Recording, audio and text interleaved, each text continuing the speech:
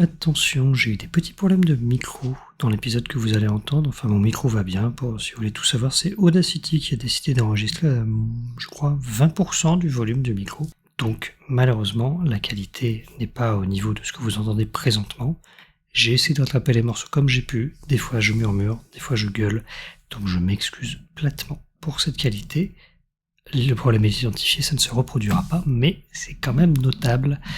Donc, je vous souhaite un bon épisode.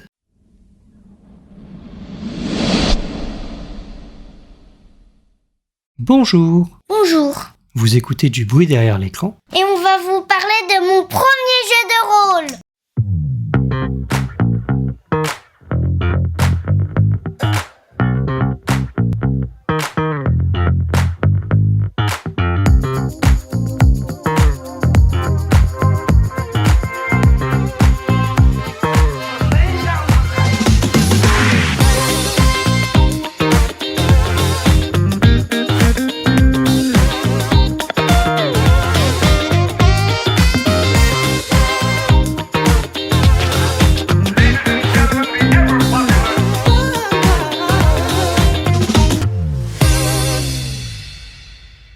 Bonjour à tous et bienvenue dans ce 35e épisode du podcast Du bruit derrière l'écran, le podcast inclusif et gate opening qui genre tout au féminin ou au neutre quand on y pense, sauf quand on cite directement le manuel.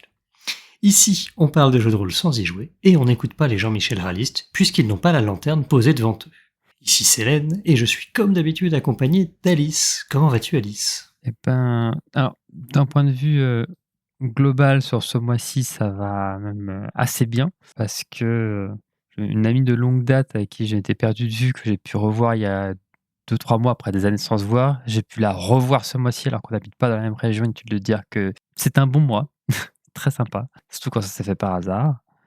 Dans un aspect beaucoup plus terre à terre, là maintenant tout de suite, j'ai passé la journée à crever de chaud, avoir l'impression de fondre, tout en ayant très régulièrement des frissons. Si je suis pas malade dans la semaine à venir, c'est un miracle. Même dès demain, donc on va se dépêcher d'enregistrer. Voilà. Bon, si, à part ça, c'est effectivement super cool. Ça fait plaisir d'avoir de bonnes nouvelles comme ça. C'est sûr. En parlant de nouvelles, Oui. c'est pas lié à moi du coup, mais ça m'y fait penser. J'ai dit, il faudrait que je t'en parle. J'ai vu, alors je suis pas allé dans le détail, mais j'ai vu passer une nouvelle vis-à-vis de Donjons et Dragons. Visiblement, ça suffisait pas à Wizards of the Coast de transformer Magix en Fortnite en ne faisant quasiment plus que des crossovers. Salut, c'est la Célène du banc de montage. Je voulais juste intervenir là-dessus, j'ai pas réagi pendant l'enregistrement, mais je tenais quand même à vous dire que j'étais pas tout à fait d'accord avec ce que dit Alice sur Magic the Gathering. Les collaborations, moi je trouve que c'est une très très bonne chose. Après, je l'ai rejoint dans la mesure où effectivement 2 extensions sur 3 qui sont des collabs, c'est peut-être un peu beaucoup. Mais bon, il va y avoir une extension Star Trek, donc est-ce que je peux vraiment m'en plaindre ? Non. On va faire la même chose avec D&D. Notamment été annoncé de faire un crossover, un livre officiel pour pouvoir faire du Star Wars dans D&D. Oui, mais ça existe depuis des années, plus ou moins. En fait. Pas de manière officielle. C'est un peu logique, vu la culture rôliste américaine. Ouais, mais ça me saoule. Enfin, mainstream, hein, bien sûr. Attention, on va se faire attaquer par Ron Edwards. Non. On parle bien sûr de la culture mainstream américaine, enfin rôliste américaine, où effectivement c'est D&D à toutes les sauces depuis, je pense, au moins 20 ans. Donc, rien de très nouveau sous le soleil, ce n'est que, oui, bon, c'est officiel, ok. Il y avait déjà eu quelques bouquins, notamment... Ils avaient sorti des races de Magic dans des bouquins officiels, tu vois. Oui, mais tu vois, à la limite, il y a des univers qui vont bien ensemble, tu vois. Surtout que D&D a techniquement pas d'univers officiel, quoi. C'est surtout Wizards qui possède les 2 IP. Donc, enfin, Hasbro qui Oui, possède non, les 2 mais là, IP. je pas tant en termes de faisabilité, mais plutôt en termes de choc, tu vois. Mais ça me choque moins qu'ils aient fait ça, tu vois. Ouais, c'était dans l'univers de... Alors, je veux pas dire de bêtises. C'est Ravnica. Je me souviens que c'est Ravnica, ouais. Oui, parce que les changelins, techniquement, ça vient de là. Ah ouais. Les changelins dans Donge, à la base, c'est une race Ravnica. Les Forgeliers aussi, d'ailleurs. Non, ça, je t'assure que c'est Eberron. Non, c'est Eberron. Changelin et Forgelier, c'est Eberron. Ouais, mais c'est un univers de Donge historique, Eberron. Ouais. Non, là, c'était des races d'hommes-éléphants et il y avait une autre race de je sais plus quoi. Puis quelques sorts, probablement. Bon, parlons de choses plus positives. Oui, quoi, du coup Moi, ça va, écoute, je me suis fait mal au dos lundi, non, mardi matin, puis c'est passé mardi soir, ça allait et j'ai mal depuis hier soir, donc depuis vendredi Ah, soir, donc c'est un petit peu péniblos. J'espère que ça ira mieux demain. Sinon, bah, niveau jeu de rôle, un petit projet, qui ne me concerne pas directement, dont je vais pas parler tout de suite. Par contre, je vais parler des pledges en attente, ou plutôt des pledges reçus, en l'occurrence, parce que j'ai pas de oui. pledge en attente. Je vérifie que je ne dise pas de bêtises. Quand même, je regarde ma liste. Donc, effectivement, pas de nouveau pledge, mais je crois que je n'avais jamais parlé du fait que j'avais pledgé un jeu qui s'appelle I'm a trans man and I'm here to fuck. Mhm. Entre parenthèses, trans bodies are sexy. C'est en train de se préparer. Alors, je l'avais pledge il y a quelques mois quand même. Hein. Ça devait être au mois de mai, peut-être même avril. Ouais. Donc, je sais que j'en ai jamais parlé dans l'émission. Je sais pas exactement de quoi ça parle. J'ai pas eu le besoin de me pencher dessus. J'ai vu le nom du jeu, je dis vas-y, je plaide, je m'en fous. Je sais que ça se joue avec un tarot. Je sais que c'est un jeu plutôt. Je crois que c'est solo et que c'est érotique. Mais voilà, je ne sais Non, pas plus. vraiment? J'aurais pas Ouais, je pensé. t'assure. Ah bah écoute. Donc voilà. Et en plus, j'avais pris un autre jeu calé avec, un petit fanzine à 5 balles, hein, franchement. Donc j'ai totalement oublié le nom.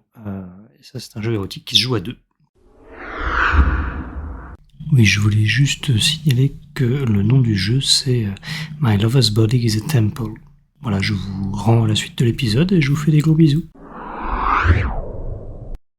À part ce pledge-là dont j'avais jamais parlé, j'avais d'ailleurs en même temps, c'était dans InQuest, j'avais pledge également. Bon, il y avait une semaine avec Grenouille et Lapin de Comme Martin, et il y en avait encore un autre.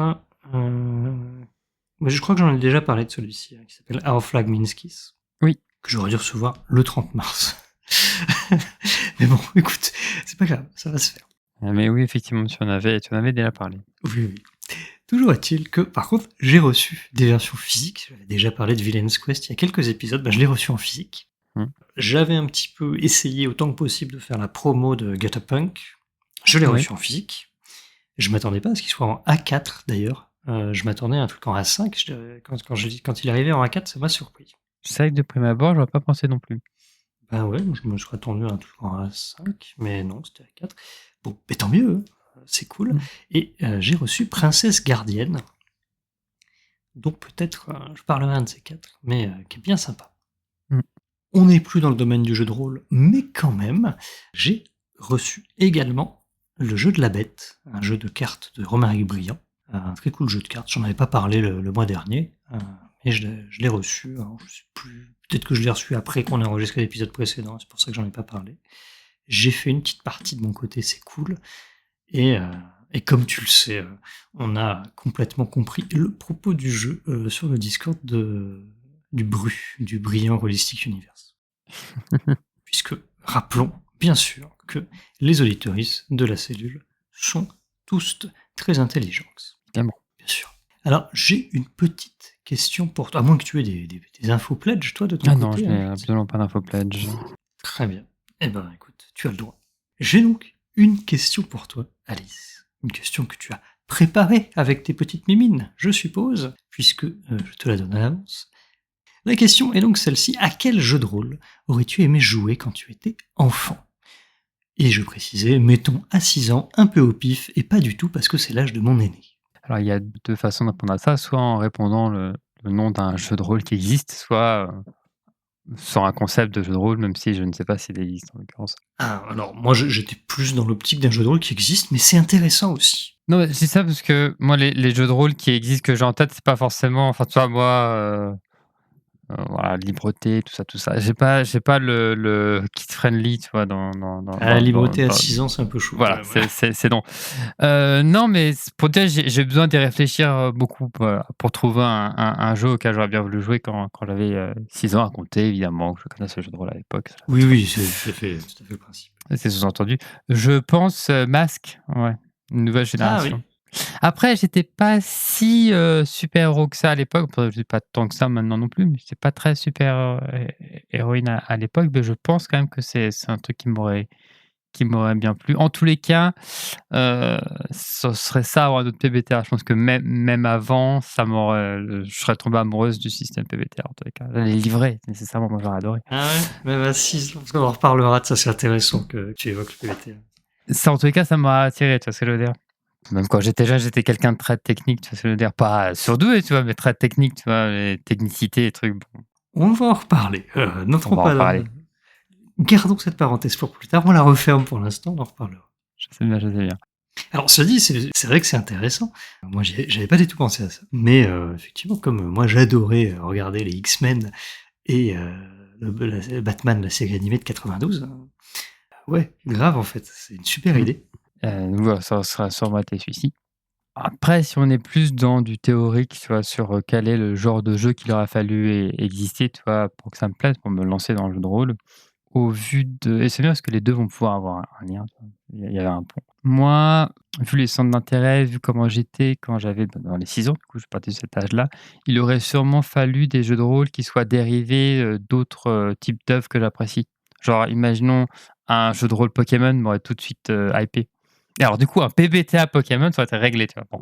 Pokémon by the Apocalypse. Mais pourquoi pas? J'ai déjà réfléchi. Rien développé jusqu'à présent, mais j'ai déjà réfléchi. J'imagine. Ça va être compliqué quand même. Oui, très compliqué. Une question de scope. Après, des fan games Pokémon, il y en a des chiés, hein, il faut bien le dire.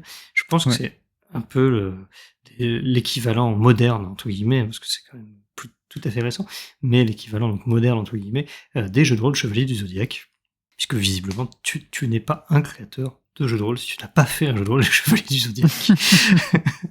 En tout cas, pour des gens nés dans les années 80, disons. Ouais. Je ne suis donc pas une créatrice de jeux de rôle. C'est pas grave, hein. Moi, c'est pas du JDR, je m'en fous.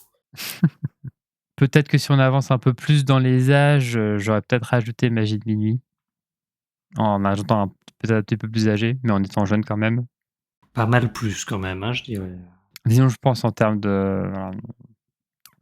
ou un jeu équivalent, tu vois, je réfléchis en tant que de mise en place et de gameplay, tu vois. Peut-être pas forcément en termes de ton.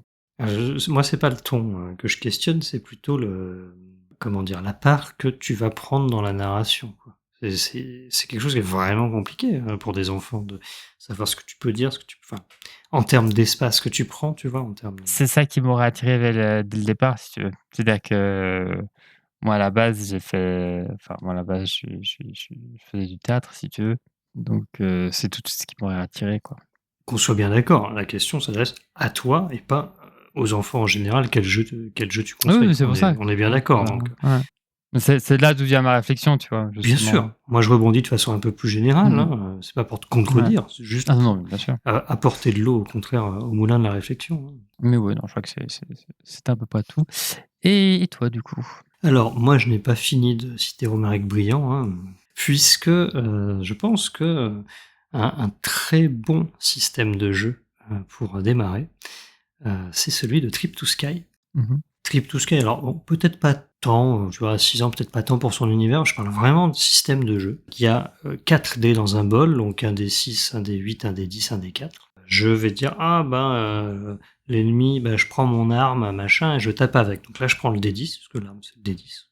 Je jette mon dé 10. Donc tout est manifesté par des dés, en fait, sur la table. Les problèmes sont manifestés par des dés. Donc un gros problème, ça va être un dé 20. Un petit problème, ça va être un dé 4. Je jette mon dé, mettons que je fasse 5, tout à fait au hasard. Je soustrais 5 au nombre sur le dé, et je vais réduire le problème. Qu'est-ce que ça veut dire? Ça veut dire que même si je fais 1, j'avance dans la résolution du problème. C'est-à-dire qu'il n'y a pas d'échec dans Trip to Sky. Ouais. Il y a des façons peu efficaces de résoudre un problème, mais il n'y a pas d'échec. Ah, je vois. Et ce truc-là, parce que moi je trouve que c'est une frustration assez terrible, notamment à Donjons et Dragons, puisqu'on en parlait, je réutilise tout ce qu'on dit. Quand tu fais des tours où tu jettes tes attaques et tu touches pas, tu dis, c'est bien, j'aurais pas été là, c'était pareil. Ouais. Que dans Trip to Sky, au pire, t'as fait 1. Au pire, t'as fait 1. C'est pas grave. T'as quand même permis d'avancer vers la résolution commune du problème.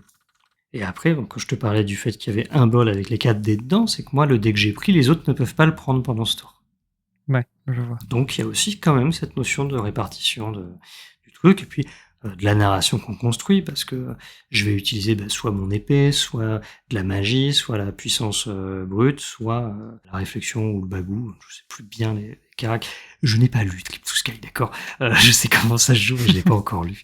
Donc forcément, je suis encore un peu balbutiante là-dessus. Maintenant, voilà, l'idée de Romaric dans ce jeu, c'était justement de transmettre ce souffle d'aventure un peu à la Star Wars, mais dans un univers un petit peu plus, alors médiéval, pas tellement, Renaissance fantastique, je dirais, avec des vaisseaux volants et tout, donc, quand même stylé, quoi.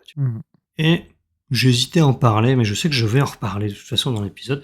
L'autre jeu, je pense qu'il m'aurait bien plu, petite, ça aurait été Donjons et Chatons, hein, tout simplement, parce que déjà il y a des châteaux mignons, Ouais. en plus il y a des chatons, et puis il y a des chatons mignons. Oui.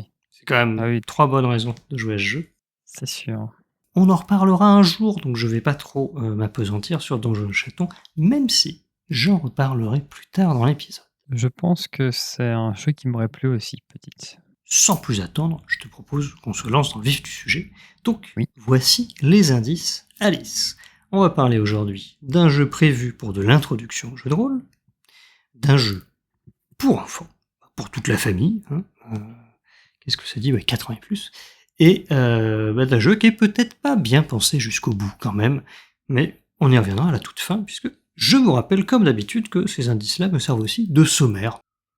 Si jamais c'est le premier épisode, parce que vu le titre Mon premier jeu de rôle, éventuellement ça peut attirer des gens qui ne connaissent pas le podcast, vous inquiétez pas, on va pas tarder à parler de ce qu'est le jeu de rôle, justement, donc profitons-en. Ça sera l'occasion.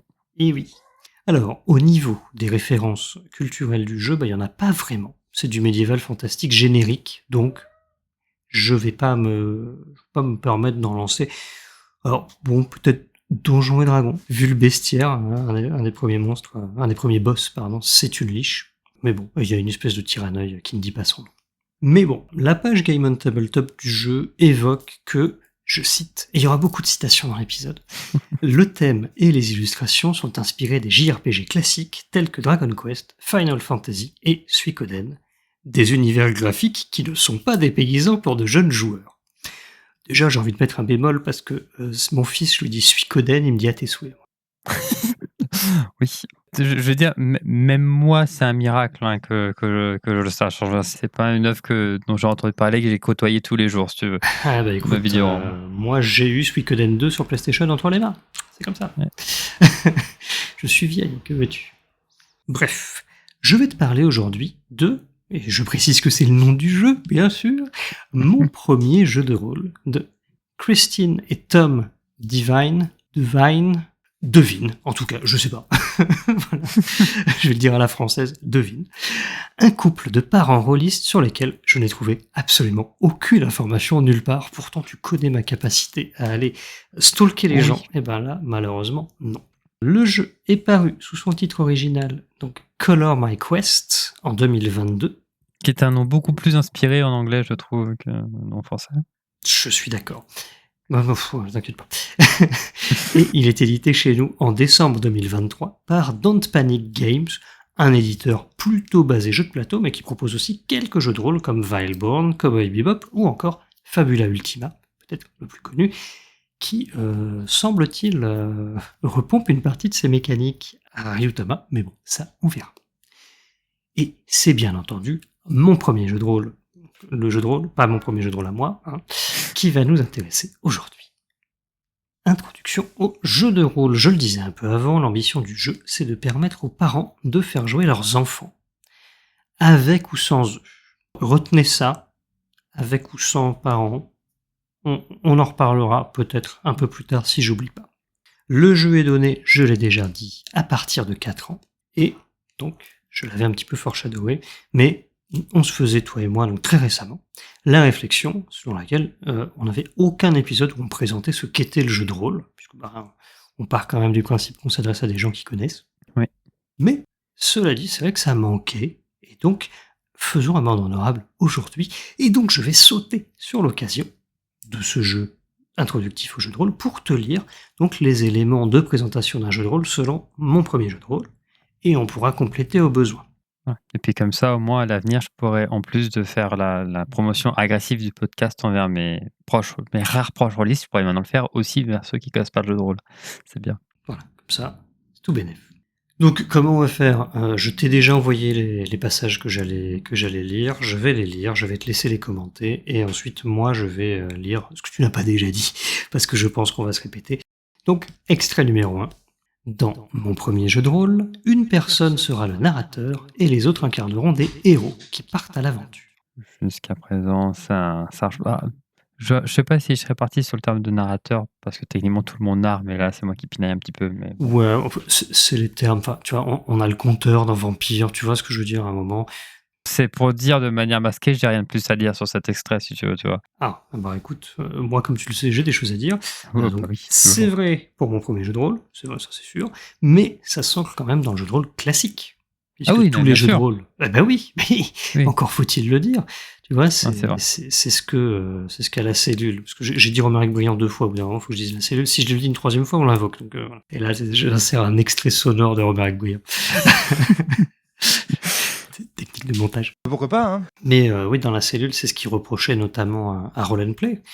Quand il y a Maxime Chatham qui vient, qui dit oui, le jeu de rôle, ou même à Aventure, hein, quant à Frédéric Molas qui dit oui, le jeu de rôle, c'est d'un côté il y a un MJ, d'un côté il y a les PJ. Voilà. Mais en fait, non, ça c'est le jeu de rôle classique. Oui. Tous les jeux de rôle ne font pas de distinction entre PJ et MJ, c'est-à-dire que ces rôles-là n'existent pas réellement, la narration va être partagée. Il y a même certains jeux qui n'ont pas besoin de joueurs du tout. Bon, ok, j'en connais qu'un seul dans ce cas, la tragédie de GJ237B, mais ça compte quand même. Yep. Et là, je sais que je pinaille totalement et je l'assume. Mais je souligne quand même que tout est au masculin. On est en 2023, presque 2024, on est à la page 2 du manuel. On n'a absolument rien qui nous dit que les filles sont les bienvenues. Et même sur la couverture et les rares illustrations qu'on a eues jusque-là, ouais, il y a certains persos qui sont un petit peu androgynes, ça je dis pas, mais ça a quand même l'air plutôt masculin. Donc, bof là-dessus. Si vous avez des doutes, si vous êtes sur YouTube, vous avez la miniature, enfin vous avez l'image, voilà, dites-moi quel personnage vous estimez, allez, à plus de 90% féminin codé, on va dire. On n'a pas 1000, hein. Non, parce que on s'est prêté à l'exercice. Hein. On n'a pas forcément la même idée, on n'a pas forcément les mêmes opinions, mais c'est très intéressant. Ça va entre 0 et 2. Oui, Anthony. Ouais. Bon, j'ai aussi proposé cet exercice tout à fait sympathique à mon épouse, qui m'a dit non, l'espèce de mage en bas à droite, là, je le vois plutôt féminin. J'entends qu'il puisse y avoir un doute, mais en y regardant de plus près, moi, je suis pas sûr. Je passe à l'extrait numéro 2, on va peut-être pas épiloguer là-dessus. Alors oui, non, si, il y a quand même un truc que je veux dire, c'est qu'effectivement, c'est un jeu qui est traduit de l'anglais. En anglais, il n'y a pas ce problème sur les termes, puisque les termes ne sont pas genrés. Probablement The Narrator et puis The Heroes. Voilà, donc pas de problème de ce côté-là. Mais voilà, là, c'est plutôt Don't Panic Games qui aurait peut-être pu se permettre de le dire. Je regarde des fois que sur la 4e de couve, on a quelque chose. Non, pas du tout. Non, parce que je pense qu'ils ont vraiment été dans une optique juste traduction simple, sans forcément réfléchir à quoi que ce soit autre mesure, quoi. Je pense que tu as raison, et on va y revenir, comme tu le sais. Je sais bien. C'est aussi pour ça que je vais dans cette direction-là, c'est que j'ai de quoi baquer cette opinion, quoi. Ça, c'est sûr. Passons à l'extrait numéro 2. Le jeu fonctionne comme une conversation où vous inventez la suite de l'histoire tous ensemble. C'est drôle parce que ça, pour le coup, c'est vraiment hors de son contexte. C'est un extrait qui pourrait être justement la description du jeu de rôle, justement en narration partagée, sans qu'il y ait la distinction. Eh bien, je suis absolument d'accord avec toi. Je suis absolument d'accord avec toi. Et même pour le jeu de rôle en général, même des jeux tout à fait tradis, classiques, comme Donjons et Dragons, il va y avoir quand même pas mal de back and forth, tu vois. Mais en fait, dans mon premier jeu de rôle, pas tant que ça. La structure est très dirigiste et il va y avoir très peu de place pour inventer la suite de l'histoire côté PJ. Ouais. C'est rigolo, parce que la phrase précédente, j'ai dit que c'était vrai pour mon premier jeu de rôle et le jeu de rôle classique, et là, celle-là, effectivement, je trouve que c'est plutôt l'inverse. Enfin, c'est vrai pour le jeu de rôle en général, mais là, on est sur un jeu couloir, j'ai envie de dire, ce qui n'est pas un défaut en soi, il n'y a pas de problème à ça. Un bon couloir, c'est mieux qu'un mauvais bac à sable. Surtout quand il s'agit de faire jouer des personnes qui soient assez jeunes. Exactement. Ça te permet de contrôler la durée de la partie aussi, parce que on ne rappellera jamais assez la théorie du pneu dans l'appel de Cthulhu. Alors, tu prends un groupe d'investigateurs, tu les mets sur un parking où il y a un pneu, et voilà, tu les laisses être complètement paranoïaques sur le fait qu'il y ait un pneu sur le parking. Troisième extrait. Oui. Le narrateur décrit les scènes et les situations, tandis que les joueurs décrivent comment leur personnage réagit. Le narrateur jouera aussi le rôle des personnages que les héros rencontrent dans leur histoire. Là, pour le coup, comme pour le premier extrait, on est sur quelque chose du mode tradit, qu'on a la distinction narrateur. Oui, moi je reviens pas sur ce que j'ai déjà dit. Mais sinon, ça mis à part, c'est dans l'intro, tu vois, ça mis à part, c'est plutôt fidèle à la répartition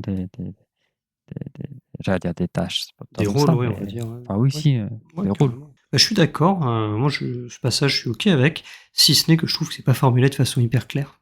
C'est juste un choix de terme à un moment. Hein. La première phrase, c'est le narrateur décrit les scènes et les situations, tandis que les joueurs décrivent comment leur personnage réagit. Et attention, donc, personnage, là moi j'aurais pas mis personnage. Le narrateur jouera aussi le rôle des personnages que les héros rencontrent dans leur histoire. Je pense qu'il aurait fallu dire Oui, les joueurs décrivent comment leur héros réagit. Le narrateur jouera aussi le rôle des personnages que les héros. j'ai pas tilté parce que j'ai pas réfléchi à ce que j'étais en train de lire ou entendre, du coup, parce que tu me l'avais Oui. envoyé à l'avance, comme tu l'as dit. Mais c'est vrai que dans la première phrase, ça mériterait que le mot héros apparaisse quelque part. Ben ouais. Limite, comment leur personnage, entre parenthèses, héros, réagit. Parce que sinon, voilà, comment leur personnage réagit, le narrateur jouera aussi le rôle des personnages. Ah, ok. Et puis du coup, le narrateur n'est pas un joueur, ou une joueuse. Oui, aussi, c'est vrai, tu as raison. Mais le narrateur joue quand même le rôle des personnages que les héros rencontrent. Donc, enfin, voilà. Bon, tout ça pour dire, je suis d'accord avec toi, dans le jeu de rôle classique, l'AMJ décrit des situations, les joueuses y réagissent en disant ce que font leurs personnages, et l'AMJ interprète aussi les PNJ, du premier monstre venu jusqu'à l'impératrice du ciel, pas de problème. J'en profite, puisqu'on parle du rôle de l'AMJ, j'en profite pour citer un texte de John Wick. Alors bien sûr, on ne parle pas du personnage joué par Keanu Reeves, on parle bien sûr de l'auteur de jeux de rôle, l'auteur de Septième Mer, l'auteur de Dieux Ennemis, l'auteur de un certain nombre de jeux, écoutez, démerdez-vous au bout d'un moment, qui a écrit un certain nombre d'articles qui ont fait l'objet de recueils, notamment Playing Dirty, qui a été traduit chez nous par, je crois que c'est Arcane, sous le nom de Dirty MJ. Et donc là, c'est dans l'introduction de Dirty MJ 2. C'est un peu long, je te l'ai déjà lu, mais j'avais très envie d'en parler, et tu m'as dit, ouais, vas-y, franchement, c'est pas mal. Et j'adore ce texte, donc allons-y. Maintenant, écoutez bien. Je vais vous révéler un secret. Il y a des millénaires, nous croyions tous au don du chaman, cet homme étrange qui vivait aux abords de notre village. Il avait un pouvoir invisible. Le travail du chaman consistait à communiquer à l'orée du village. Il était fou, il parlait à des choses qu'on ne voyait pas, et quand on avait besoin de s'entretenir avec les ancêtres, on sortait du village, on s'enfonçait dans la nature sauvage. Là, dans cette petite tente obscure, on s'asseyait auprès de lui. Il jetait de la poudre dans le feu en nous tenant la main et en nous guidant jusqu'au monde invisible où nous pouvions parler avec nos ancêtres. Avec RuneQuest, Greg Stafford a introduit ce concept dans le monde des jeux de rôle. Le chaman vous aide à parcourir le monde des héros, où vous croisez des dieux et des héros, et où vous racontez leurs histoires de façon réaliste. Et si vous êtes astucieux, si vous êtes fort et que votre courage ne fléchit pas, vous pouvez changer le monde qui vous entoure. Tel est le rôle du chaman. Des siècles plus tard, quand le chaman devint le magicien, il possédait toujours ce pouvoir. Il restait le détenteur de l'art sacré, l'art du monde invisible, l'art des idées, l'art du langage. Et c'est dans ce lieu qu'il puise son pouvoir. Son grimoire, c'est la grammaire. Ses sortilèges sont les mots. Il s'agit d'utiliser le pouvoir invisible du langage et des symboles pour changer le monde qui l'entoure. Même aujourd'hui, certaines personnes dans notre monde détiennent toujours ce pouvoir, le pouvoir du langage. Elles s'en servent pour transmettre des idées et changer le monde qui les entoure, pour établir le contact avec le monde invisible. Nous définissons l'amour, nous définissons la haine, nous définissons le monde qui nous entoure grâce au pouvoir du langage, les symboles que constituent les lettres. Il y a 500 ans, la conception de l'amour romantique ne consistait pas en un rendez-vous galant. Alors, la traduction date déjà, on dirait déjà date aujourd'hui. Il ne s'agissait pas d'aller manger un hamburger au fast-food du coin. C'était une occupation dangereuse. On pouvait se faire tuer. Il y a 500 ans, le mot amour signifiait concupiscence, parce que c'est le sens que les personnes qui contrôlaient le langage lui imposaient. Mais les bardes de Grande-Bretagne réussirent à modifier ce mot, à le redéfinir. Ils y parvinrent grâce au langage. Vous n'êtes pas qu'un maître de jeu, vous êtes un chaman. Vous utilisez le langage pour affecter le cœur et l'esprit de vos joueurs. Vous faites naître des émotions en eux grâce à de simples mots. Vous créez un monde entier grâce à de simples mots. Et vous leur faites ressentir de l'amour, de la haine, de la passion, de la vindicte, du chagrin, des tragédies et des triomphes grâce à de simples mots. Voilà ce qu'est un maître du jeu, un magicien, un chaman. Vous vous rendez dans sa cabane, entouré de symboles et de signes étranges, et il jette de la poudre dans le feu, prend votre main et vous conduit dans le monde des héros et des dieux. Et si vous êtes astucieux, si vous êtes fort et que votre courage ne fléchit pas, vous pouvez changer le monde qui vous entoure. Voilà, j'adore ce texte. Je suis enthousiaste de pouvoir le lire. Non, mais je trouve j'allais dire qu'il résume bien, mais c'est pas tout à fait un résumé, hein, mais voilà, qui décrit bien. Il décrit bien, tout en il y a un petit sentiment de pouvoir quand même, qui est pas mal. Ouais. Et puis même, en gros, même la pratique rôliste, puisque même on parle aussi un peu du rôle des joueurs, d'aller donc dans la cabane, entouré des symboles, des dés par exemple, et des signes étranges, et d'être pris par la main pour être amené dans le monde des héros et des dieux, pourquoi pas. Donc pas les beautés, a priori. Non, bien sûr. Je n'ai pas forcément nécessité à commenter ce que je viens de lire. Je trouve juste fort ce texte. Voilà. Ouais. Donc, je vais passer à l'extrait numéro 4, si ça te convient. Bien sûr. L'extrait numéro 4 qui parle des joueurs et un petit peu du système de jeu. Enfin, on va voir. Lorsque les joueurs essaieront de relever les défis ou de faire des choses risquées, le narrateur demandera un jet de dés pour savoir s'ils réussissent. Le joueur décrit ce que son héros essaye de faire et choisit la compétence qu'il pense être la plus adaptée à son action. Il lance ensuite les dés pour savoir s'il réussit. Le but du jeu est d'accomplir une quête. J'essaie de la réanalyser, mais non, je pense que j'ai rien pas grand-chose à dire dessus pour le coup. Enfin, j'ai rien à dire dessus. En général, c'est quand même rarement la joueuse qui choisit librement la compétence qu'elle utilise. Et en fait, c'est aussi le cas dans mon premier jeu de rôle. Donc je trouve que la phrase est un peu bizarre, mais en vrai, je comprends l'idée derrière. On ne cherche pas à frustrer les enfants, on est souple, ok. On y reviendra après. Oui. La dernière phrase, donc le but du jeu est d'accomplir une quête, je trouve que c'est pas mal d'en parler. C'est bien la quête à accomplir, en fait, c'est la structure d'une session de jeu, et c'est bien de le dire. Ouais. Dans une session de jeu, donc les PJ ont un problème à résoudre. Pour ça, ils doivent aller dans un lieu verrouillé, qu'il faut ouvrir avec un certain nombre de MacGuffin, qui peuvent aller de 1 à 6. Donc c'est ce nombre modulable qui va permettre de changer un petit peu la durée de la partie. J'y reviens après. Dans ce lieu-là, une fois qu'on l'a déverrouillé, il y a un boss à défaire. Et après ça, la partie est finie. Ouais. Profitons-en peut-être pour dire que tu as joué à mon premier jeu de rôle avec mon fils. Oui, tout à fait. L'été dernier, c'est là qu'on y jouait avec lui. Et ça tombe bien, puisque la suite, c'est donc jouer avec les enfants. Le jeu met en place un certain nombre de choses que je trouve très bien pensées pour jouer efficacement avec les enfants.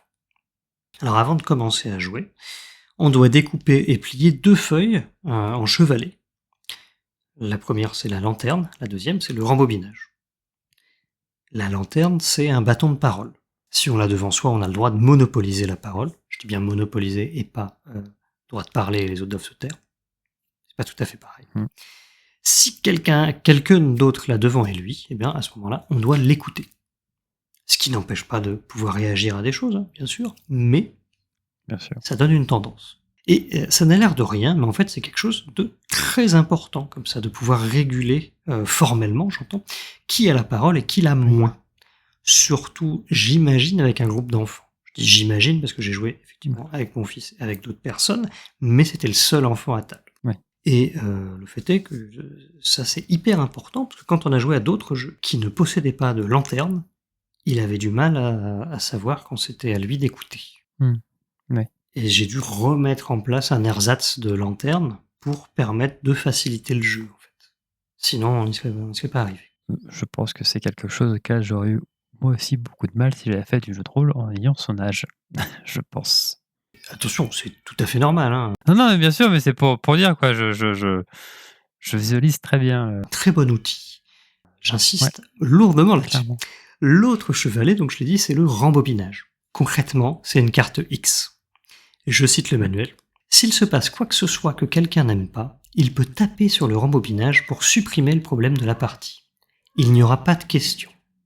On rembobine la scène, puis on reprend l'histoire en supprimant ce problème, comme s'il n'avait jamais existé. Mmh. Et c'est bien de sensibiliser à la sécurité émotionnelle Bah, totalement, des totalement. 4 ans.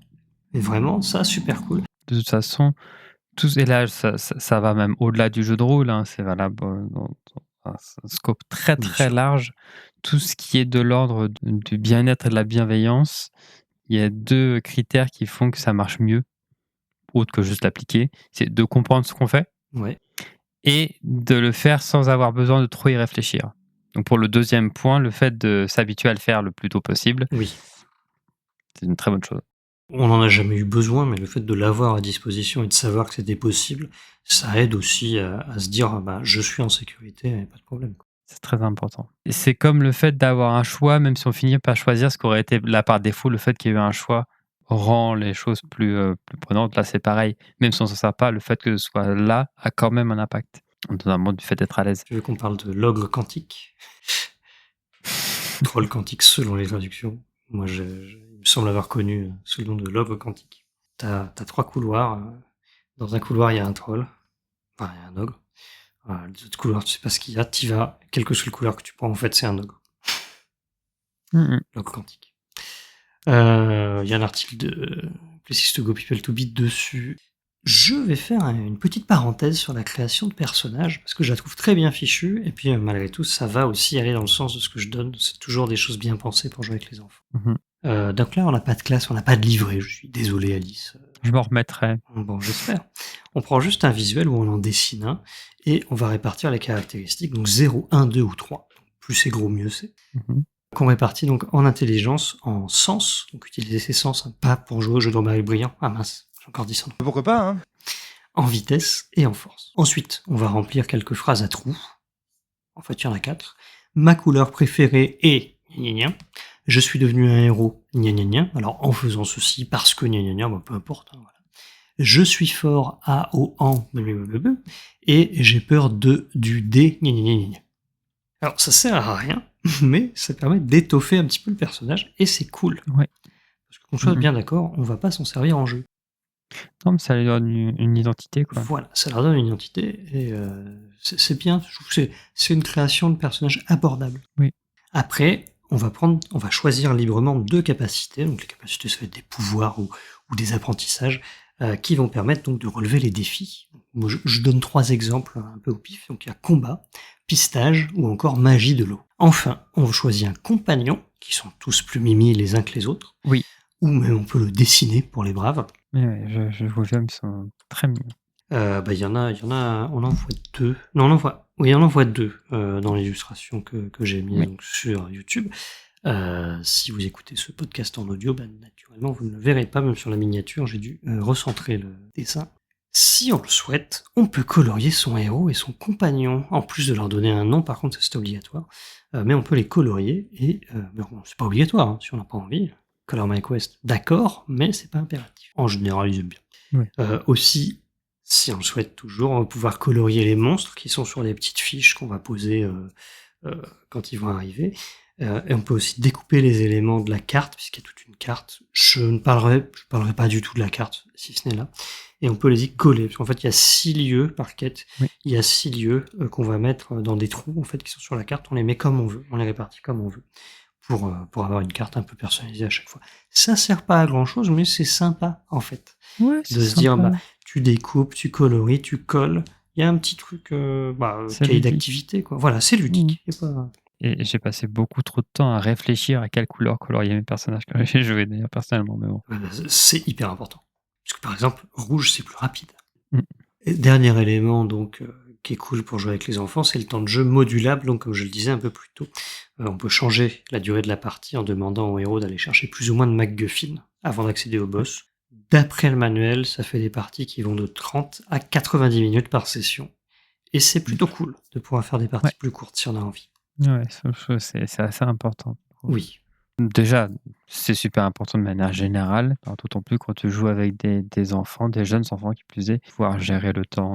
Ah oui, c'est crucial parce que normalement, un enfant n'est pas censé avoir une période d'attention qui excède les 45 minutes. Et même ça, c'est vrai pour les adultes, en fait. Donc je pense que 30 minutes, c'est pas mal. Moi, j'ai fait jouer plusieurs fois mon fils. La première fois, je lui ai fait juste un MacGuffin à aller chercher. Juste pour qu'il voit si ça lui plaît, si ça lui plaît pas, tu vois. Qu'on n'y passe pas 3 heures. Si ça le branche pas, on n'y passe pas 3 heures, tu vois, c'est pas grave. Donc voilà, après j'ai fait 3 et j'ai modulé un petit peu. Je peux t'as envie que ça dure longtemps, elle me dit oui. Bon, est-ce qu'on met tout? Est-ce qu'on en met 4? Est-ce qu'on en met 5? Voilà, on a déjà fait des parties plus ou moins longues. Bon, donc ça c'était les choses positives sur le jeu. Maintenant, je vais pouvoir mettre mon thème de vilaine Disney et bon, je sais pas où je vais avec cette phrase, mais toujours est-il qu'on en arrive donc à ma section du jeu. Tu pourras rajouter une musique de méchant Disney de ton choix en montage, du coup. Ouais, mais en vrai, je vais avoir la flemme. Mais je mettrai peut-être une musique inquiétante, qui ne sera pas une musique de méchante de Disney. Voilà, j'aime pas ça. Donc, on en arrive à la section où je dis que le jeu est pas fini. Et pour bien aller là-dessus, je n'ai même pas développé ce que j'ai écrit tellement ça m'énerve, en fait. Ouais. Ça va venir tout seul. Ça, oui, oulala, oui, ça va venir tout seul. Et je vais commencer par le point que j'ai écrit en dernier, mais je vais en parler en premier. Donc, il faut savoir que le jeu existe sous différentes formes. Il y a un livre de base, il y a plusieurs livrets qu'on peut acheter séparément, mais il y a aussi un coffret intégral, donc avec le livre de base et 4 livrets, à savoir donc un cahier de coloriage, qui reprend les illustrations en format A4 un peu colorié, plus sympathique. Un abécédaire, donc qui entraîne aussi à tracer les lettres, et puis chaque élément, voilà, ça va être A comme aventure, B comme barde, C comme chevalier, D comme donjon, je dis n'importe quoi, hein, et 2 livrets d'aventure supplémentaires. Le coffret d'intégral coûte 60 €, ça Oui. pique. Pour de l'impression soft cover noir et blanc, alors je peux m'étendre un tout petit peu, les couvertures sont en couleur, l'intérieur est tout en noir et blanc. Le manuel de base, c'est un dos carré collé, les autres, c'est de la piqûre à cheval. Graffage au milieu comme pour les magazines, hein, voyez le genre. C'est ça. 60 balles pour tout ça. C'est ça. Autant c'est pas un problème en soi, autant ça ne vaut pas ce prix, quoi. Non. Et puis surtout que le jeu se joue avec 2d6 et il n'y en a pas dans le coffret. Pour 60 balles, ils auraient pu, quoi. Pour 60 balles, tu peux mettre 2d6, quoi. J'avais dit que j'allais reparler de Donjons et Chatons, je reparle de Donjons et Chatons. Donjons et Chatons, la boîte d'initiation, elle coûte 40 balles. Il y a 24 D6 dedans. Il y a des petits jetons de tous les personnages, il y a 5 pré-tirés, ou peut-être même 6, je me rappelle plus, je crois que c'est 5. Il y a 6 cartes recto-verso, des lieux, des trucs, des machins. Alors recto-verso, je suis pas sûr, il me semble. Il y a 3 livrets seulement, qui sont en dos carré collé, qui sont tout en couleur sur du beau papier, parce que oui, le papier c'est du 60 grammes de merde, hein, on soit bien d'accord. Hein. Enfin, vraiment, ce coffret, faut pas se prier. Mais au-delà de ça, le fait qu'il n'y ait pas de dés, ça m'extermine. Alors, ok, l'intention initiale, c'est de se dire, oui, c'est pour les parents rôlistes, pour initier les enfants rôlistes. Ok, d'accord, mais ça te coûte quoi de mettre 2d6 de merde dedans? Les parents en ont peut-être déjà, admettons, mais tu peux en mettre quand même, ça coûte rien. Ah oui. Puis bon, quand une œuvre ludique, plus en l'occurrence, j'élève le scope un peu, une œuvre ludique se prétend pouvoir être la première de son genre, la première expérience de son genre, bah, faire en sorte de se suffire elle-même et de pas dépendre d'une autre d'expérience antérieure, en fait. C'est ça. Alors, après, c'est peut-être la faute de Don't Panic Games. C'est peut-être pas la faute des auteurs du jeu. Peut-être que dans la version anglaise, il y a des dés avec, j'en sais rien. Mais moi, je parle de cette version française que je trouve honteuse, pour bien des raisons. Parce que, attention, il y a des choses qui vont être de la faute des auteurs aussi. Ouais. D'autant que, toujours page 2, donc là où on a lu tous les extraits de la définition du jeu de rôle, ça nous dit « matériel nécessaire, du papier ». Alors, c'est normal, tu vas pas mettre du papier dans le coffret, il n'y a pas de souci. Des accessoires de coloriage, c'est normal, tu vas pas mettre des accessoires de coloriage dans le coffret. 2 dés à 6 faces, alors là, c'est moins normal déjà, mais bon. Ok, on prend les dés du Monopoly, mais ça fait chier. Déjà parce que c'est un jeu de merde. Oui, bon, désolé, j'ai dit que j'allais m'énerver. Et des ciseaux, pareil, je comprends tout à fait que tu ne me mettes pas de ciseaux dans le coffret. Oui. Ça, j'ai aucun problème à ça. Je vais continuer c'est la faute de Don't Panic Games parce que j'ai encore des choses à dire. Je finirai par les auteurs, parce qu'eux aussi vont s'en prendre plein la tronche, mais je vais continuer sur Don't Panic. L'autre élément qui me fait vraiment penser que ce jeu n'est pas fini, c'est que sur le site donc de Don't Panic Games, il y a des éléments téléchargeables pour imprimer les cartes, pour imprimer les personnages, parce que ça m'évite de photocopier ou de découper le manuel quand même. C'est quand même un peu plus sympa, on va pas se mentir. Pour télécharger donc les capacités, les compagnons, tout ça, voilà, c'est sympa de les avoir bien imprimés et pas moi je mets mon gros manuel de 100 pages dans le scanner et puis j'essaye de faire ma photocopie. Yep. Pas toujours évident. Donc on a ces éléments-là et c'est cool. Par contre, sur les livrets d'aventure supplémentaires, j'ai pas ça. C'est-à-dire que les monstres de l'aventure, je l'ai pas, la carte, je l'ai pas, les éléments de la carte à découper, je les ai pas. Pourquoi ? Ouais. Et je suis allé vérifier plusieurs fois pour être sûr. Je vais les revérifier dans l'écriture de cet épisode. Non, il n'y a pas ça. Le jeu est sorti fin 2023. Ouais. Ça fait 2 ans et demi, on va dire, quand même. Il aurait pu être temps de le faire. Non. Donc ça fait pas intentionné, quoi, si tu veux. Ça fait vraiment... Et restons là-dessus, si tu veux. La maquette du livre de coloriage est innommable. Oui. Tellement elle est dégueulasse. Vraiment, oui. Je m'explique. Et je mettrai sur Stot et sur Discord l'image que tout le monde comprenne. Donc, l'abécédaire, pas du livre du coloriage, de l'abécédaire, excusez-moi. L'abécédaire, c'est très simple. Je vais avoir une page, mettons B comme barde, et je vais avoir une page où je m'entraîne en tant qu'enfant à dessiner le B, tracer le B. Ok. Donc, si on fait les choses bien, j'ai ma double page, à gauche, j'ai B comme barde, et à droite, j'apprends à tracer le B, avec mes lignes de traçage. Plutôt élémentaire. Voilà, mon cher Watson. Et ben là, non, en fait. C'est-à-dire que je vais avoir A comme aventure sur la page de droite. Je vais tourner la page, j'arrive sur une double page. À gauche, j'apprends à tracer le A. Et à droite, j'ai B comme barde. Il aurait suffi de mettre une feuille blanche avant pour ne pas avoir ce problème. Ouais. C'est le niveau 0, je pense, de la maquette et du soin. Il suffit juste d'avoir ne serait-ce qu'un petit peu quelque chose à foutre de ce que tu veux, en fait. Oui, et c'est pour ça que j'ai personnellement beaucoup de mal avec Don't Panic Games. Alors peut-être que tout n'est pas à ce niveau, je leur souhaite, hein, bien sûr. Sûrement d'ailleurs que tout n'est pas à ce niveau, sinon je ne comprends pas comment ils font de l'argent. Mais moi ça m'a bien refroidi. Hein. Maintenant, on va défoncer les auteuristes du jeu. Je cite mon point tel quel, parce que je trouve que je l'ai bien écrit, et puis après je développe. Oh bah, du PBTA c'est facile, on balance ça aux gosses et on s'en fout. Allez Timéo, 4 ans, fais-moi 2d6 plus 3. T'as fait combien ? Putain, tu sais pas compter ? Mais non, t'as fait 6, regarde. Allez, vas-y, raconte-moi comment tu rates. Il y a plusieurs points dans ce que je viens de dire.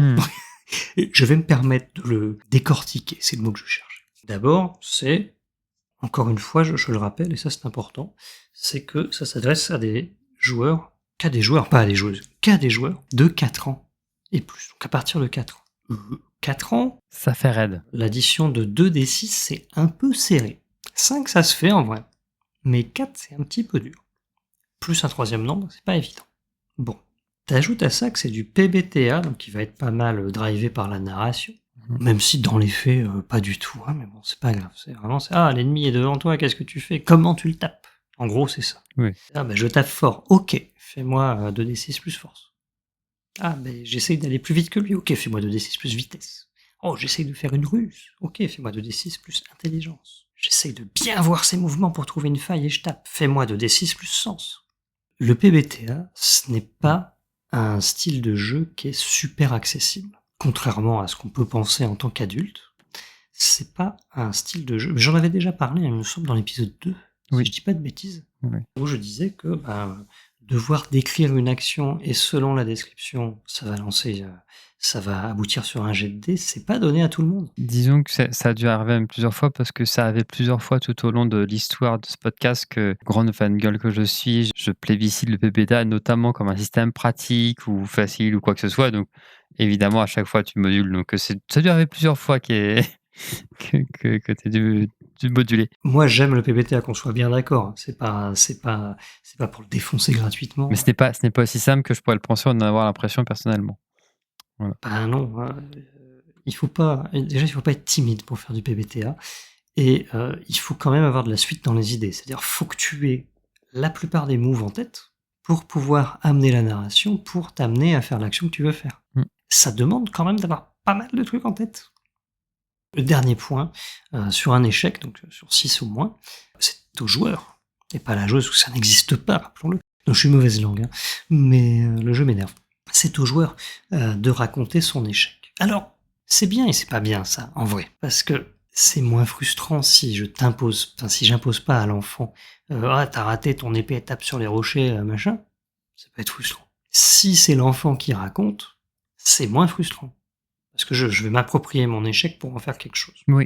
L'autre mécanique, j'y viens vite fait, si un joueur fait entre 7 et 9, il va pouvoir donc soit prendre ça comme un échec, ce qui lui permet de gagner des points d'énergie. Je parle de points d'énergie, je rentre pas du tout dans l'état du système. Soit je vais dépenser un point d'énergie pour pouvoir transformer mon 7-9 en 10+, donc en réussite. Soit je vais pouvoir utiliser mon compagnon pour faire la même chose, mais il sera fatigué. Il faudra qu'il se repose après. Une toute petite économie de ressources qui est sympathique là-dessus. Il n'y a pas de problème. Et qui vont rajouter des choses dans la narration.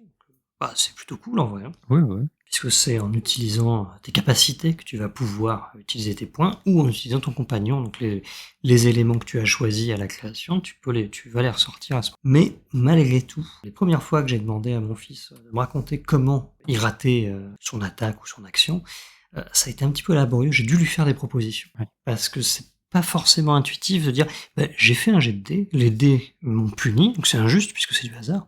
Forcément. Oui. Et je dois, moi, m'approprier cet échec dont je n'ai pas envie, en fait. C'est pour ça que je parlais en introduction de Trip to Sky. Mmh. Si j'ai fait 1 sur mon dé, j'ai fait 1. J'ai réduit le problème de 1. J'ai quand même été utile. Ouais. Là, c'est non seulement t'as raté, bon, c'est pas de ta faute, c'est les dés qui étaient contre toi, mais tu vas devoir own ton échec, le prendre et en faire quelque chose. Donc, il peut y avoir un côté, alors je dis pas que c'est systématiquement le cas, qu'on soit bien d'accord, hein, mais selon les gens et selon comment c'est fait, je parle pas que des MJ, je parle aussi des PJ, ça peut être pris comme un peu de l'humiliation, quoi. Ah, t'as raté? Dis-moi comment t'as raté. Ouais, je vois ce que tu veux dire. Mais voilà, je contrebalance. C'est-à-dire, une fois que t'as compris la mécanique, il y a un côté qui est pas frustrant. C'est ah, vas-y, dis-moi comment t'as raté. Ah, j'ai raté comme ça et tout. Mais ça dépend de l'importance que tu donnes à un échec. Or, on est sur un jeu ludiste, donc les échecs, c'est pas bien. Oui. Voilà, est-ce que toi, là-dessus, t'as des choses à dire supplémentaires sur le fait que le jeu n'est pas fini? Alors, il y avait un truc où j'avais dit au tout début qu'on allait revenir sur un truc. Avec ou sans les parents. Voilà, avec ou sans les parents. Alors, un enfant de 4 ans pourra pas masteriser. C'est ça. D'accord. Clairement pas. Voilà, donc après, une fois qu'on sait lire, il n'y a pas de souci. Hein, donc 6, on va dire 7 ans, il n'y a pas de problème. C'est vrai que les structures des quêtes sont toujours les mêmes, mais ça, c'est pas grave. C'est simple. Je vais lire une quête. Je vais lire la quête de base. Quel est le problème que les héros doivent résoudre? Une malédiction qui efface les souvenirs a été jetée sur les habitants du royaume. Qu'est-ce qui cause ce problème? Une liche, un squelette au pouvoir maléfique, a volé un livre magique et l'utilise pour maudire les habitants du royaume. Où aller et que faire pour résoudre le problème? La tour sombre de la liche se trouve dans les montagnes au nord-est du château. Battez la liche et rapportez le livre magique. De quoi auront-ils besoin avant d'arriver à la destination finale? Les portes de la tour sont scellées magiquement. Vous devez trouver d'anciens parchemins cachés, les MacGuffin, à différents endroits afin de briser le sort et d'ouvrir les portes. Que se passera-t-il s'ils échouent dans leur quête? Si le livre de sort n'est pas rapporté au château, les habitants du royaume risquent de ne jamais retrouver la mémoire. Et voilà, t'as ta petite carte, tu te promènes. Voilà. Ouais. Donc, du coup, je t'ai coupé. Je te disais, est-ce que tu as des choses à dire sur le côté pas fini du jeu? J'ai pas... non, je plus ça, parce que du coup, j'ai pu le voir, je l'ai vu entre les mains, je confirme douloureusement le côté pas fini d'un point de vue éditorial, quoi. Ouais, complètement. C'est assez flagrant. Et même en termes de système, je pense que... Alors, je dis pas qu'il aurait forcément fallu faire Trip to Sky, mais d'avoir un jeu où tu as plus de chances statistiquement d'échouer que de réussir. C'est-à-dire que, voilà, vous m'entendrez pas souvent dire ça. Je pense que le format PBTA n'était pas adapté pour ce jeu. Ben oui, sauf que, à mon avis, je l'ai dit un peu de façon dédaigneuse dans ma phrase, mais je trouve qu'elle est assez juste, C'est le PBTA, c'est facile, on balance ça aux gosses et on s'en fout. Mm. C'est vrai que c'est plutôt accessible, le PBTA, mais pour des adultes, Bah ou oui. des jeunes adultes. Voilà, même des ados, tu vois, il n'y a pas de souci. Hein. Mm. Mais pour des enfants, je pense que c'est pas évident, quoi. Parce que, statistiquement, tu feras pas beaucoup de réussite. Hein. Des 10+, t'en feras pas des masses. Alors, là, c'est quand même du PBTA simplifié.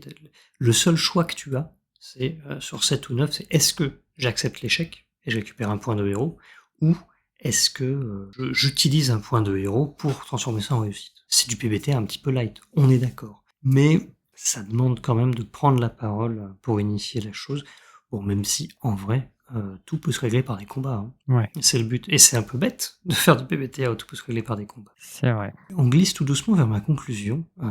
Et ce thème-là que je viens d'introduire, là, tout peut se régler par des combats, je garde-le dans un coin de la tête. Je vais d'abord faire ma conclusion, puis je vais remettre ça à la fin. Donc, pourquoi c'est bien, ou pas tant, ou en fait un peu, ou pourquoi c'est mitigé? Si j'avais dû faire cet épisode il y a 1 an, j'aurais été beaucoup plus sévère.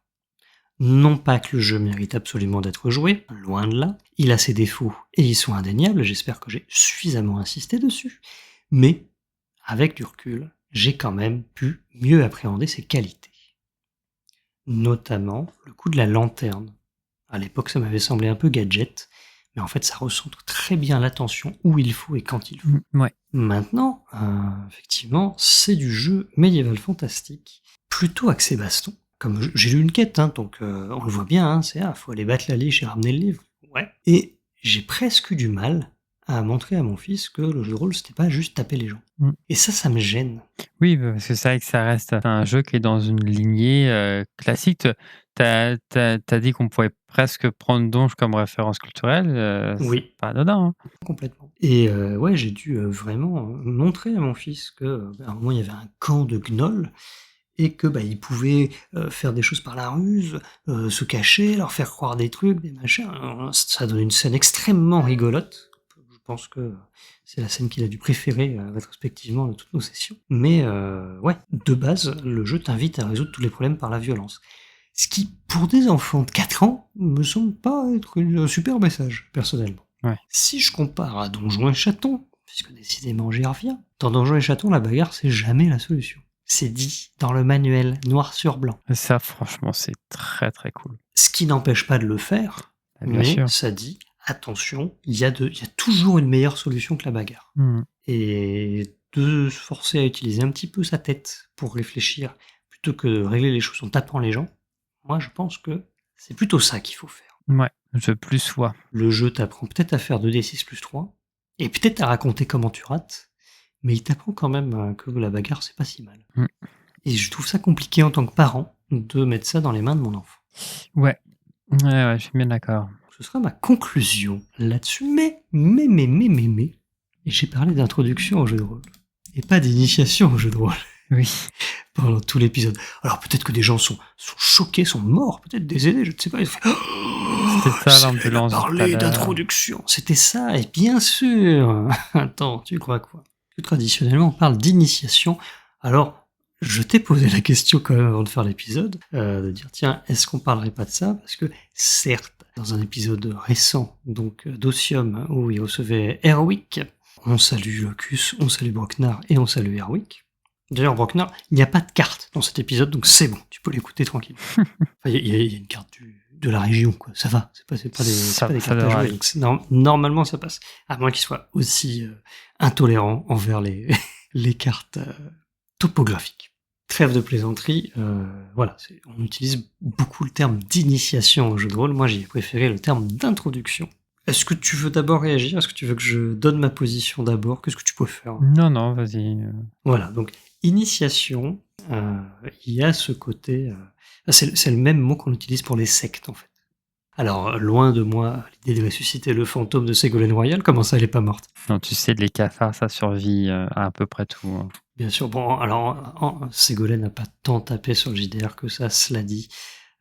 C'était plutôt Mireille Dumas, en l'occurrence. Ouais. Alors, moi, je passe de Patricia Pooling à Ségolène Royal, mais en fait, c'est Mireille Dumas qui a été la grande figure de proue du mouvement anti-jeu de rôle en France. Ça n'empêche pas Ségolène Royal d'être un cafard pour d'autres raisons, mais effectivement. Je me demande si elle en parle quand même pas dans Ras-le-bol des bébés zappeurs. Je ne sais pas, je ne l'ai pas lu, je ne débourserai jamais un centime pour ce livre. Oui, oui, d'accord. J'avais écouté une lecture quand elle était faite sur YouTube.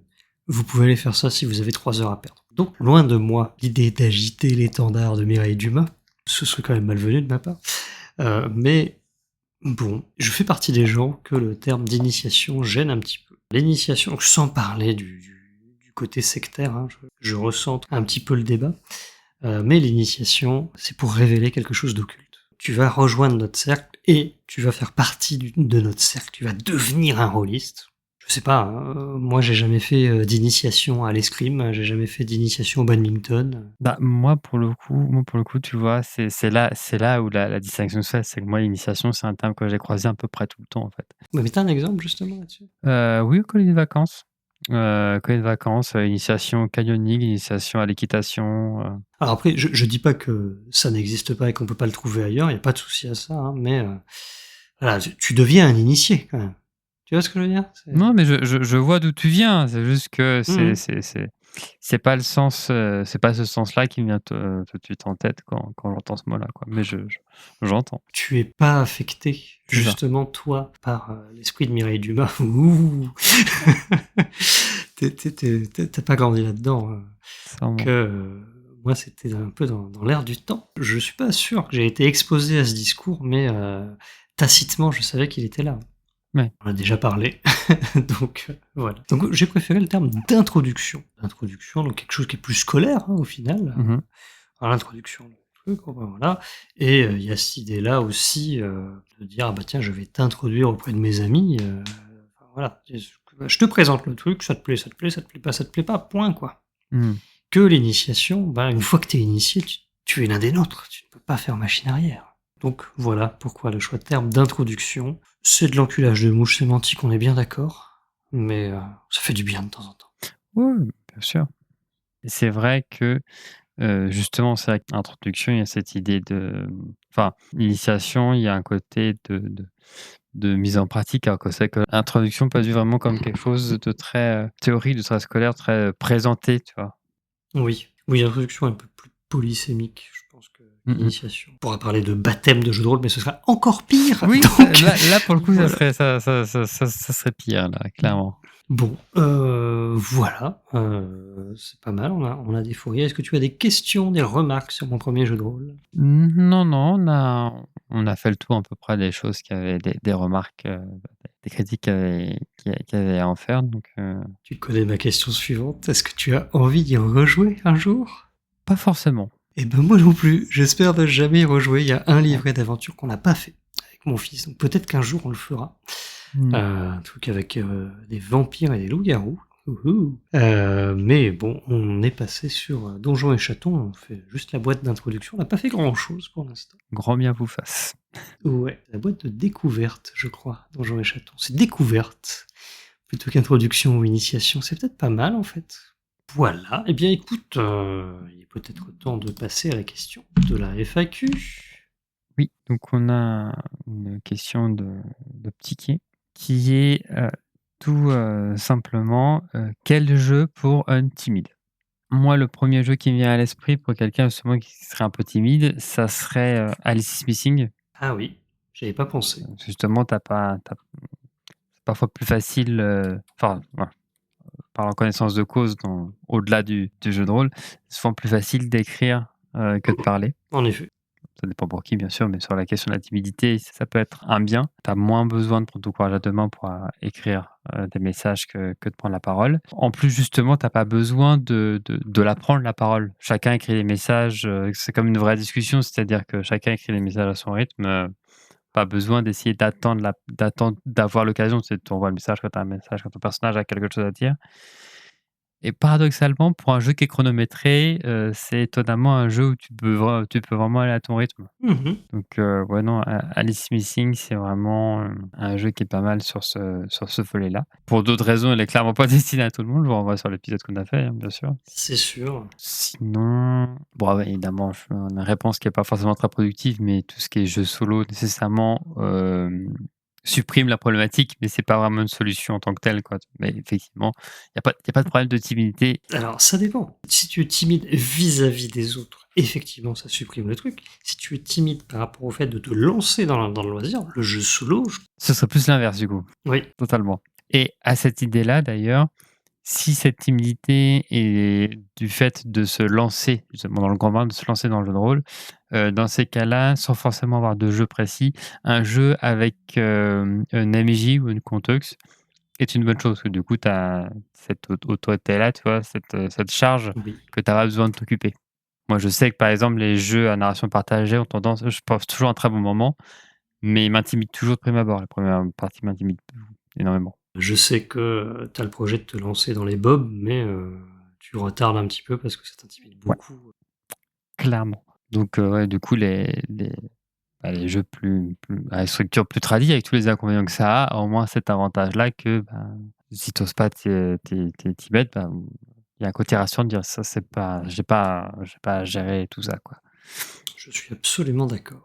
Moi, je vais surprendre tout le monde, donc j'espère que tout le monde est bien assis. Asseyez-vous. Prenez 2 secondes, asseyez-vous, hein, vraiment. Moi, je dirais qu'un jeu avec un système, extrêmement prégnant, où le roleplay est minimal, type Donjons et Dragons, c'est très bien. Ouais. C'est, lamentable pour un certain nombre de choses, mais le fait que, je vais juste te demander à ton tour, comment tu tapes, Ouais. ou qu'est-ce que tu fais, contre le monstre? Bah, au final, tu n'incarnes pas de personnage, c'est ça qui est le plus intimidant, hein, la plupart du temps. Tu vas juste te reposer sur un système de combat, hein, je rappelle mon cheval de bataille, hein, c'est Donjons& et Dragons, est un jeu de plateau, Oui. un jeu de figurines, pas un jeu de rôle. Donc, allons à fond là-dedans, fais du Donjons& et Dragons, fais juste, du combat, tactique, plus ou moins. Normalement, pas de souci, quoi. Ça peut être intimidant pour d'autres raisons. Le fait de regarder un formulaire d'impôt pour pouvoir jouer, c'est sûr que c'est compliqué. Mmh. Mais en termes justement de timidité vis-à-vis de jouer un rôle devant les autres, ce qui me semble d'expérience le plus difficile, et ben, ça élimine un petit peu tout ça. Je suis bien d'accord. On notera, cela dit, qu'on se souviendra de cet épisode comme l'épisode où j'ai dit que le PBTA n'était pas adapté à une situation et où tu as publicité dans Jeux Dragon pour un truc bien précis. C'est vrai, je pense qu'il est resté dans les annales, celui-là, en effet. Cela dit, effectivement, je pense aussi, donc je l'ai pas noté, mais donc je suis un peu plus en roue libre, mais je me dis qu'un jeu un petit peu, procédurier, comme, un Mnemosyne, par exemple, même si il va y avoir un peu plus de roleplay, un peu plus, un côté un peu plus introspectif, peut-être, mais le fait que ce soit vraiment procédurier, que ce soit C'est quand carré, même c'est ton rassurant, ouais. tour, c'est machin et Mmh. tout. Voilà, il y a une structure qui va te guider. Je pensais aussi à Les Aventures du Baron Munchausen, je crois que c'est ça le titre du jeu, qui est un jeu à boire en fait, hein. Enfin, il y a une version à boire, mais c'est la version de base. L'important, c'est qu'il y a plusieurs versions. Voilà, bah, il y a une version sans alcool, évidemment, parce que tu peux pas vendre un jeu à boire non plus, comme ça. Enfin, pas de la même manière, mais voilà, il y a la version pour adultes où tu bois de l'alcool, et en fait, chacun son tour, on va raconter une histoire qui n'a ni queue ni tête, en pur, exercice d'improvisation, en jouant un rôle. Plus tu vas arriver tard dans la partie, plus tu auras bu avant de commencer à parler. Donc, pour surmonter la timidité, ça peut aider éventuellement. Éventuellement. On rappelle que l'abus d'alcool est dangereux pour la santé, qu'il n'y a aucune obligation à boire de l'alcool dans aucune situation sociale, Mmh. Et que l'alcool est une drogue. et que l'alcool est une drogue et un danger, de toute façon, même sans parler de son addiction, hein. C'est un danger pour soi et pour les autres. Donc, voilà, hein. Mais une drogue légale, donc, du coup. C'est du patrimoine, d'accord? C'est pas pareil. Ouais. Je déteste ce discours. C'est l'épisode qui m'énerve aujourd'hui, de toute façon. Vous l'aurez compris. Ouais, C'est clairement. moi qui l'ai choisi. Enfin, voilà. Bon, plus rien à dire sur cette question de la FAQ de Ticket. Non, du coup, rien Très de bien. plus. Alors, je vais te laisser faire ton teasing. Un teasing, quand même pas pour n'importe quoi, pour l'épisode final de la saison 3. Oui, le mois prochain, pour ceux qui s'inquiéteraient déjà d'avoir l'impression qu'on n'a pas beaucoup présenté de PBTA cette saison-ci, je vous rassure, le mois prochain, on va faire un PBTA. Ouf. Voilà. Bah, techniquement, j'en ai fait un, là. Ouais, ouais. Effectivement. Mais bon, c'est vrai, on se demandait si t'étais pas malade, tu présentais peu de PBTA, Ouais, il y a eu que Monster Heart cette saison-ci. c'est ça. T'es remboursé, hein. Heureusement que c'est gratuit, parce que sinon... Mais il y a plusieurs éléments dans ce teaser. Le plus important, c'est surtout que ce sera dans la lignée des autres épisodes de septembre. Donc l'épisode 12 et l'épisode 24. Vous allez voir, ils ont un ou deux points communs, ces épisodes-là. Donc on va continuer dans cette même lignée le mois prochain. Ah oui, je me rappelle plus quel était l'épisode 24, c'est bon. C'était White Sand, pour C'est ceux ça. qui se posent la question. Et pour finir, le mois prochain, c'est un exercice un peu particulier parce que j'ai eu l'idée de la musique d'outro avant d'avoir l'idée du jeu.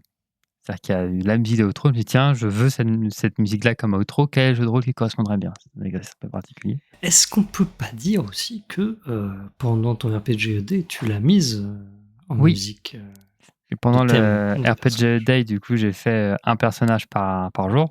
Et donc, moi, toujours, j'ai un thème de personnage. Donc, il y a l'un de ces personnages-là qui avait cette musique comme thème.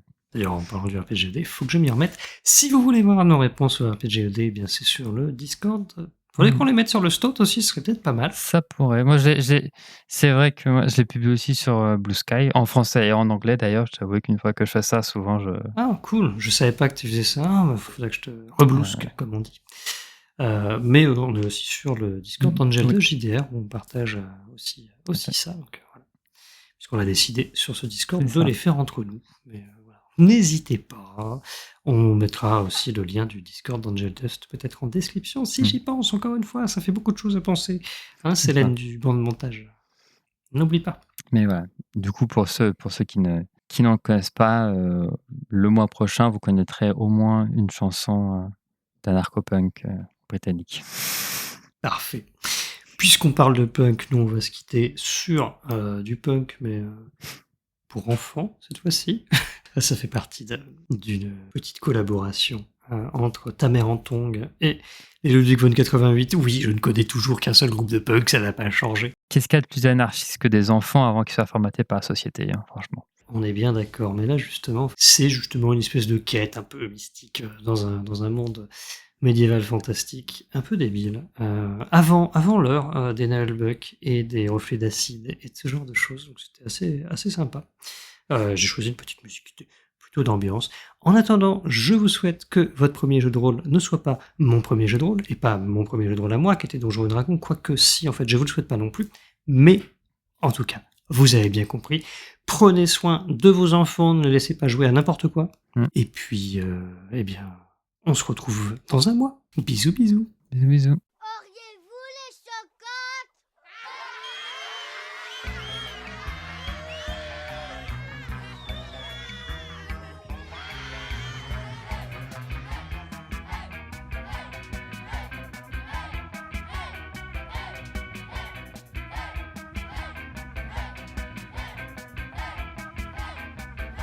Il faut le traverser, cette forêt mal famée, peuplée par les fantômes et des monstres affamés.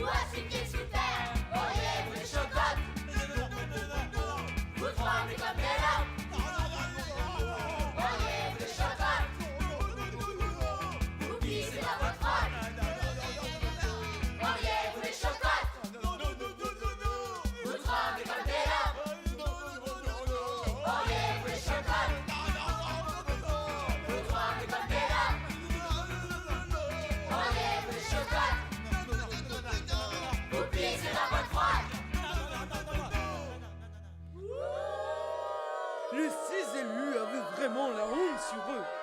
Ils étaient tous blessés dans leur orgueil. J'ai aussi soumis mon épouse à l'exercice, qui n'est pas soumise. Donc, j'ai aussi prêté mon épouse. Non, ça me va pas non plus comme tournure de phrase.